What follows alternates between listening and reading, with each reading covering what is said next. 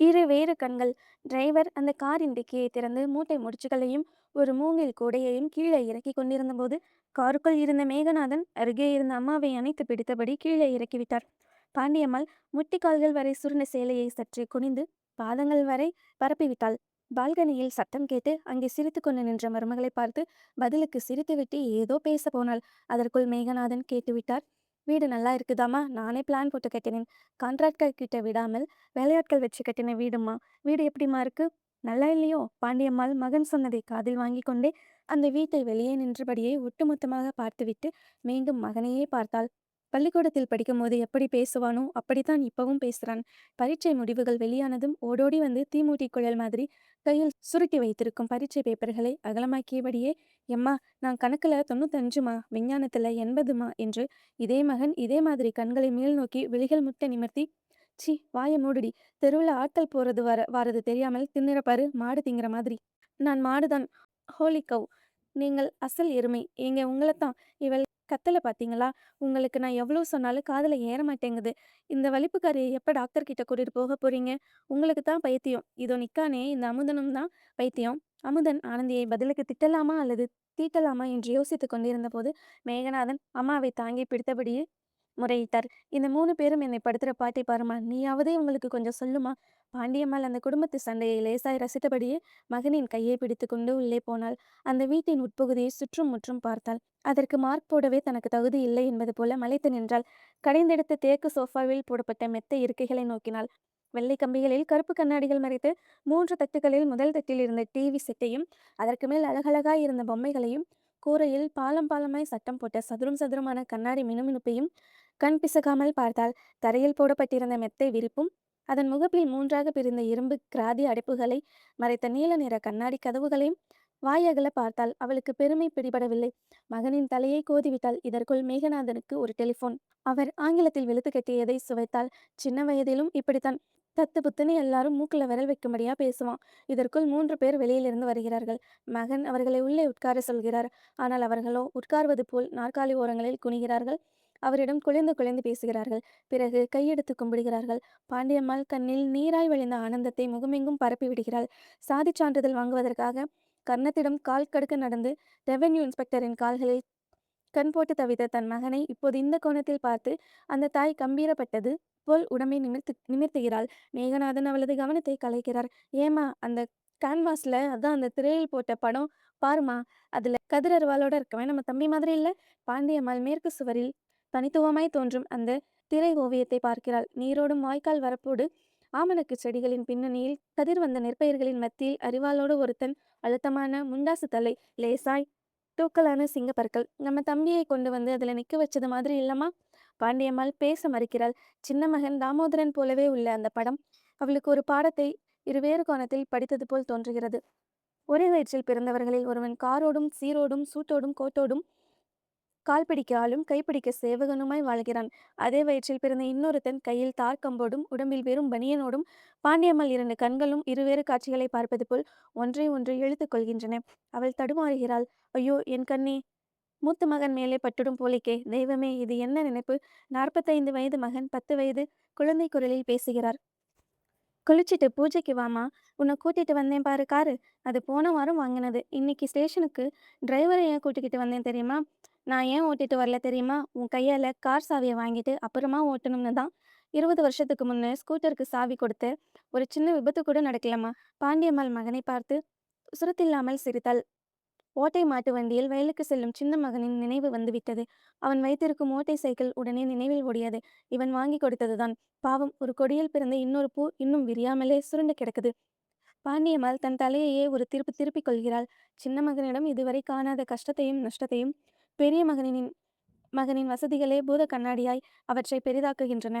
அவள் திக்குமுக்காடுகிறாள். நான் பெத்த செல்வம் மேலே நானே கண்ணு போடுறேனே என்று நாணி கோணுகிறாள். மனமாற கொடுக்காத கார் சாவியால் அவனுக்கு எதுவும் நேர்ந்துவிடக்கூடாதே என்பது போல் மகனின் கையை தனது 2 கரங்களுக்குள்ளும் இருத்தி கொள்கிறாள். அவரோ அதே சிறுவன் போல் மூங்கில் கூடையில் உள்ள ஒன்றை எடுத்து கடித்து கொண்டு அலைமோதி பேசுகிறார். எம்மா, இந்த ஏழிலை கிழங்க ஒரு கடி கடிச்சிட்டு கூடவே அதிரசத்தையும் ஒரு கடி கடிச்சேன். உடனே நீயும் உன்னோட ருசியும் சிரிப்ப பாரு, ஞாபகம் இருக்காம்மா? பாண்டியம்மாள் அந்த பேச்சில் சின்ன மகனை மறந்துவிட்டு, மகன் கையில் இருக்கும் ஏழிலை கிழங்கை வாங்கி அதன் தோலை உரித்துவிட்டு, மீண்டும் அவன் கையில் திணிக்கிறாள். அவள் உடம்பைப் போல் தோற்றம் காட்டும் சிறிது காய்ந்து போன அதிரசத்தை மகனிடம் கடிக்கக் கொடுக்கிறாள். அவள் கண்கள் அருகேயுள்ள சாப்பாட்டு மேசை மேல் விழுகின்றன. அதன் மேல் பளபளப்பில் பழுத்த ஆரஞ்சுகளும் ஆப்பிள்களும் ஒரு கலர் கூடையில் கிடக்கின்றன. 4, 5 தட்டுகள், அவற்றில் சின்ன சின்ன செதுப்பிடங்களில் விதவிதமான சட்னி, சாம்பார், பன்னீர் பூ மாதிரியான இட்லிகள். தட்டுக்கு பக்கத்திலுள்ள குட்டி தட்டில் ஒன்றில் ஆம்லெட், இன்னொன்றில் முட்டை பொரியல். பாண்டியம்மாள் கண் முன்னால் அவை படபட நெஞ்சத்தின் முன்னால் பழைய சோற்றை ஊறுகாயுடன் சாப்பிடும் சின்னவன் பிள்ளைகளின் முகங்கள் தோன்றுகின்றன. எப்போதாவது சின்னவன் சந்தைக்கு போய்விட்டு காராபூந்தி வாங்கி வரும்போது அந்த குழந்தைகள் அவன் கையை போட்டி போட்டு இழுப்பதும் மனதை இழுக்கிறது. ஐயோ, என் பெரிய மவன் பிள்ளைகளை நான் பாவி கண்ணு போடுறனே. பாண்டியம்மாள் அதுவரை கேட்டறியாத மருமகளின் போர்க்குரல் கேட்டு திரும்புகிறாள். தன்னைத்தானே ஒரு சுற்று சுற்றி கொள்கிறாள். மருமகள் கணவனின் கழுத்தை பிடித்து இழுத்து வளைத்து வாயிலிருக்கும் அதிரசத்தை எடுத்து எறிகிறாள். கையிலிருக்கும் ஏழிலை கிழங்கை தட்டி பறித்து சிறிது விலகி நின்று அவர் கால் மேலேயே கோபமாக வீசுகிறாள். அவளை அதட்டப் போவது போல் உதடுகளை குதப்பிய மாமியாருக்கு விளக்கம் சொல்கிறாள். இவருக்கு இரத்த கொதிப்பு இருக்கு, எப்படி ஏழிலை கிழங்கு சாப்பிடலாம்? நீரிழிவு இருக்கு, எப்படி அதிரசம் சாப்பிடலாம்? கண்டதை தின்கிறது, அப்புறம் கை கால் வீங்கி கிடக்கிறது. உங்க பிள்ளைகிட்ட கொஞ்சம் சொல்லி வையுங்க. மருமகள் தன்னையே ஒரு அப்பீலாக நினைத்தாலும் பாண்டியம்மாளுக்கு அவளிடம் சண்டை போட வேண்டும் போல் தோன்றுகிறது. அதற்குள் மருமகளே அவளை குளியலறைக்குள் கூட்டி போக போனபோது, மேகநாதன், வெந்நீர் தயாரா? முதல்ல நான் குளிச்சிடுறேன், அப்புறம் அம்மா குளிப்பாங்க, இல்லாட்டா வெந்நீர் ஆறிடும் பாரு என்கிறார். பாண்டியம்மாள் ஆச்சரியம் தாங்க முடியாமல் மகனை பார்த்து கேட்டாள், எதுக்குப்பா சுட்டெரிக்கிற வேலையில வெந்நீர்ல குளிக்க போறேன்? ஓ அதுவாம்மா, அது 20 வருஷமா நடக்கிற பெரிய கதை.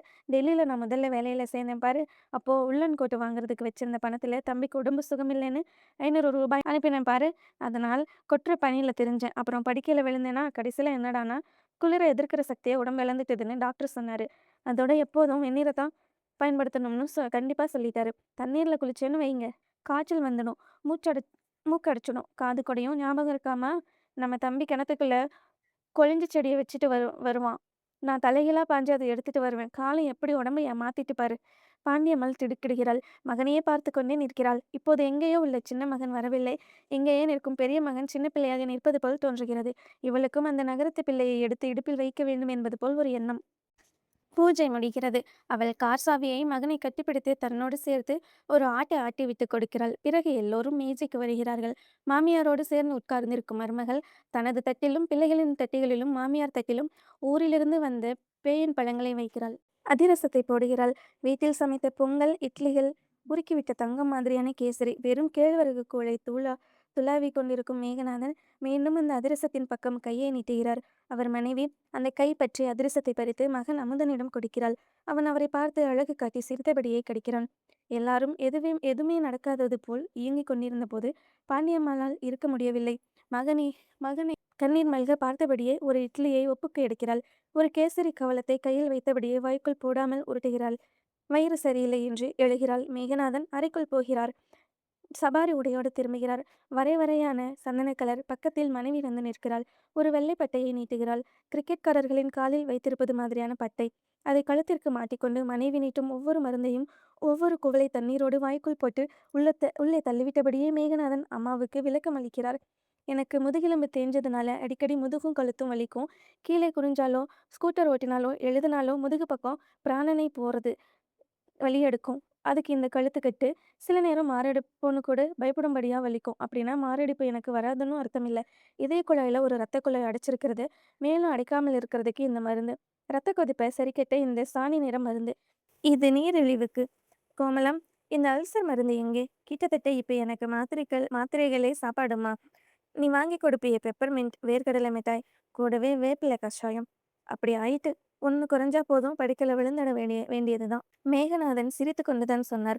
புறநானூற்று போர்க்கள வீரர் போல் கழுத்து பட்டையை அங்கும் இங்குமாய் அசைத்து சரிப்படுத்திவிட்டு போயிட்டு வரேம்மா என்றார். பாண்டியம்மாள் மகனையே பார்க்கிறாள். மருவி மருவி பார்க்கிறாள். இந்த மகனுக்கு சின்ன வயதில் வலிப்பு வரும்போது எப்படி துடித்தாலோ அப்படி துடிக்கிறாள். பின்னர் கிராமத்தில் பின்னம் கொட்டை மாதிரி சதையும் எலும்பும் தனித்தனியே தெரியாமல் இறுகி போயிருக்கும் தனது இளைய மகனை மனதுக்குள் கொண்டு வருகிறாள். ஒரு நாள் கூட மண்டை குத்து, வயிற்று வலி என்று மருந்துக்கு கூட சொல்லாத அந்த சின்ன மகன் அவளுள் ஒரு உறுத்தலை ஏற்படுத்துகிறான். பாண்டியம்மாள் இப்போது மனதுக்குள் வேறு விதமாய் புலம்புகிறாள். தெய்வமே, ஒரு கண்ணை நோயாயும் இன்னொரு கண்ணை நல்லாயும் வச்சுட்டியே. இந்த கொடியில பூத்து இந்த பெரிய பூவை வாட வச்சும் சின்ன பூவை மலர வச்சும் வேடிக்கை காட்டுறியே. ஐயோ, நான் பெத்த மகன் தானே சின்னவனோ, அவன் மேலே என் கண்ணு படுதே. தெய்வமே, தெய்வமே, கோழி மிதிச்சு கொஞ்சம் நோகாதது மாதிரி என் கண்ணையும் அதே மாதிரி ஆக்கு.